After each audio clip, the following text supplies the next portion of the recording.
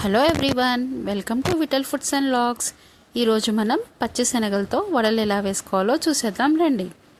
దానికోసం మనం శనగల్ని ఒక 8 అవర్స్ ముందే నానబెట్టుకోవాలి.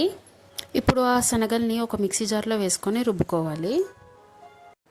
ఇప్పుడు ఇందులో కొద్దిగా ఉప్పు, కొద్దిగా జీలకర్ర, కరివేపాకు, కొత్తిమీర, పుదీనా, ఉల్లిపాయలు అన్నీ కూడా ముక్కల కింద కట్ చేసుకొని వేసుకోవాలండి. 1 స్పూన్ అల్లం వెల్లుల్లి పేస్ట్ కూడా వేసుకొని ఇవన్నీ కూడా బాగా కలిసేలా ఒకసారి కలుపుకోవాలి. ఇలా కలిపేసుకున్న తర్వాత దీన్ని పక్కన పెట్టేసుకొని మనం డీప్ ఫ్రై కోసం సరిపడా ఆయిల్ తీసుకోవాలి. ఆయిల్ హీట్ అయిన తర్వాత మనం ముందుగా కలిపి పెట్టుకున్న పిండిని వడల్లాగా ఒత్తుకొని ఆయిల్లో ఫ్రై చేసుకోవాలి. వడల్ని మనం లో టు మీడియం ఫ్లేమ్లో పెట్టుకొని ఫ్రై చేసుకోవాలండి. అప్పుడే వడ లోపల కూడా మనకి బాగా ఉడుకుతుంది.